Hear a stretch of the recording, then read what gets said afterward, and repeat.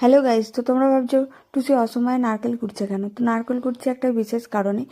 আজকে হবে আমাদের বাড়িতে পাটিসাপটা। তো মা তার জন্য নারকেলের পুরটা এখানে করে নিচ্ছে। করে নেওয়ার পর মা যে আগে থেকে করে রেখেছিল গোলাটা, ওটা দিয়ে পিঠে বানাতে শুরু করে দিয়েছে। আর পিঠেটা হচ্ছে দেবুর স্পেশাল অর্ডারে, কারণ দেবুর রিকোয়েস্টে আজকে পিঠেটা হচ্ছে। তো মা ওই জন্য তড়িঘড়ি পিঠে করতে বসে পড়েছে। আর আস্তে আস্তে সব নারকেলের পুর দিয়ে পিঠেগুলো বানাচ্ছে।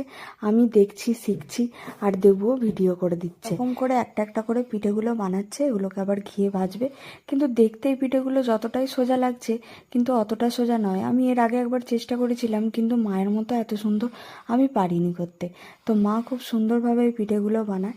তো মা একে একে এরকম ভেজে তুলে রাখছে, আর ভেজে তোলা মাত্রই সঙ্গে সঙ্গে দেবু নিয়ে বসে পড়েছে একদম গপাগপ গরম গরম পিঠে সাঁটানোর জন্য।